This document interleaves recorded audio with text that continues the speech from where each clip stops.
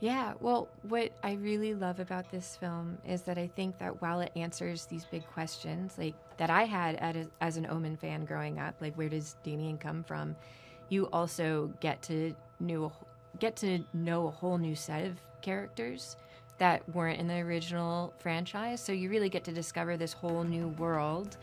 And I like to think that we had our own message and our own voice with the first Omen, but something that fits within the franchise. And still, like for fans, there's still going to be lots of fun Easter eggs, and we do dovetail into the 1976 version in a really fun way.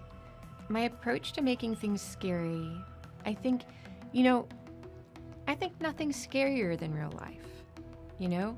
And I think the realer something is, the more it's going to infiltrate your mind, body, and soul, and the harder it's going to be to shake it. Because if something's very grounded and you can find a lot of relatability in that, it's not going to stay in the theater for you. You know, when you leave the theater, all that horror is going to stay.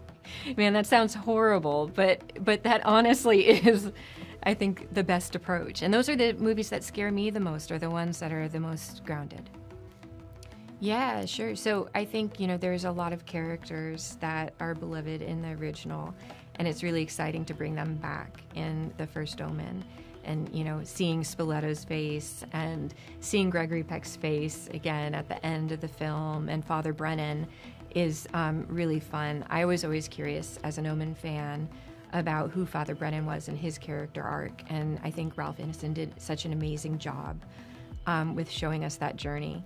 And, I was also really enthralled as a kid with the 666 mark.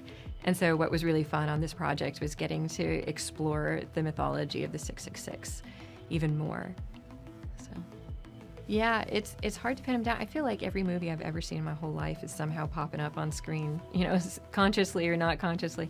But, what we did look at a lot was the Alan Pakula Gordon Willis collaboration. So like one thing that was a huge visual reference, but also a real character and pacing reference for us was Clute with Jane Fonda. I think that film is so beautiful and also subverts your expectations of what you think a psychological thriller or horror film would be, because it focuses so much on character. Yeah, Margaret's so interesting. And when I first got the script and I read it, I was really surprised to find out that the lead was going to be this young novitiate. And it was really inspiring discovering this character more and more, because she's, she grew up in an orphanage her entire life. And then immediately after aging out of the orphanage, she goes on to become a novitiate. So she's a fairly isolated character that's then dropped in the middle of Rome, which is like a very beautiful and sensual city. And so for a girl who has maybe not thought about her body or her sexuality, to be dropped into an atmosphere like that, I think is already very confronting and already such an interesting film, whether or not you have the supernatural element ahead of her. So I think that she has this really incredible arc where we wanted her to go from heaven into hell in the course of this film. And the first time you see her, she's rising up above into this beautiful golden light. And then we end with her surrounded by flames in this dungeon. And I think that seeing somebody learn how to trust their intuition and fend for themselves was such an exciting thing to photograph and to see.